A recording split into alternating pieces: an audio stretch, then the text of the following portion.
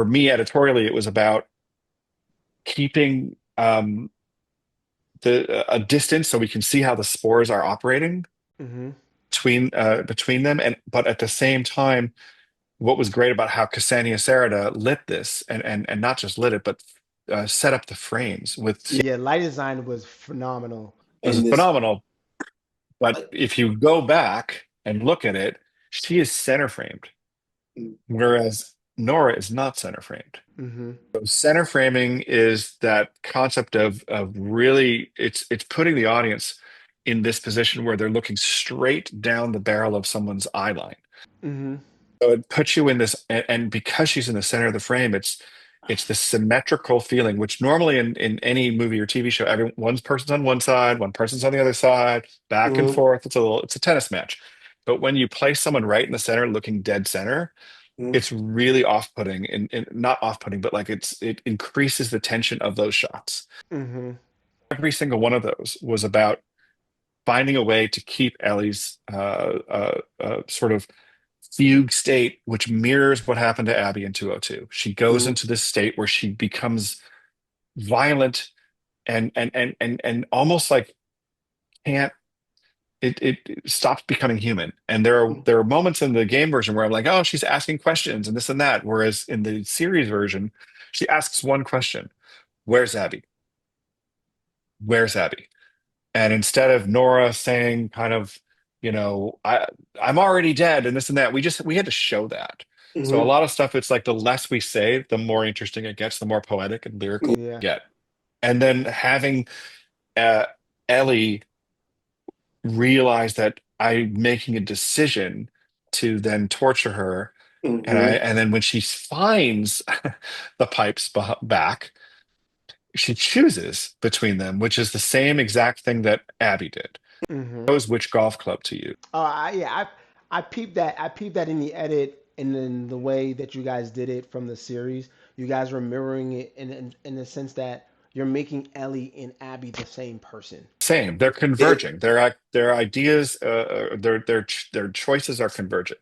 mhm, Um, and right before it happens is when that piece of music comes in. It's like the decision for her to do this it comes from a little musical sense that I threw in there that was the theme of Joel, to mhm, put him in there. And I remember in the script page it said something like, for a moment, Ellie can see Joel's face on the ground in the mhm, same way that Nora's face is on the ground. And I was like, well, how do I do that?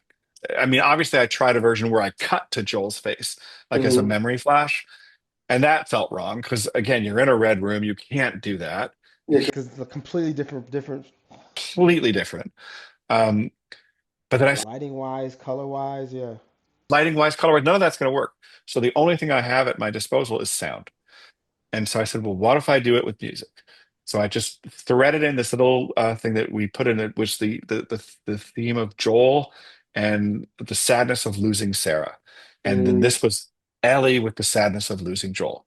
So mm, that little musical, it's a little something that goes in there that then mm, causes her to turn, pick up the pipe, reveal that the pipe looks shockingly like a golf club, mhm. versus knowing that from the beginning in the game. Game. Yeah.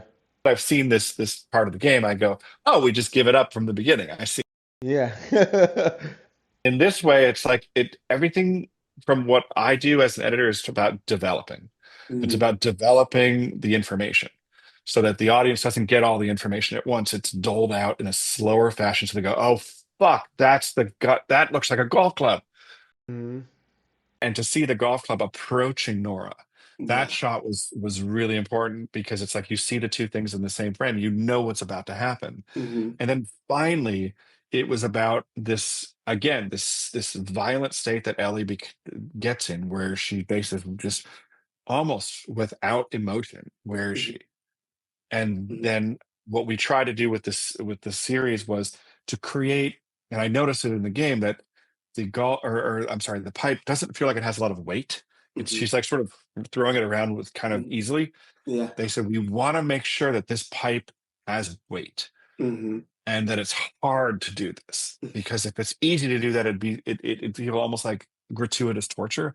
But mhm, if every one of these is really hard. It's also going to impact what's happening to the character of Nora. Mm-hmm.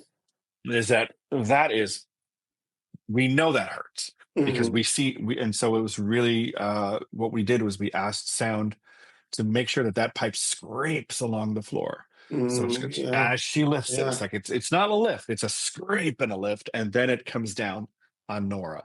And the first version of it is really close to accentuate the fact that it's a shock. And then the second version is a little bit wider Mm-hmm. because it's now showing that a repetition. It's like the shock is gone now, and now it's about the fact that it's happening in a repeat. And Mm-hmm. then the third one is the escalation to she goes into complete beast mode and Mm-hmm. screams at the top of her lungs, "Where is she?" And then we cut out at that point, just like they did in the game, which I didn't know would happened until just today.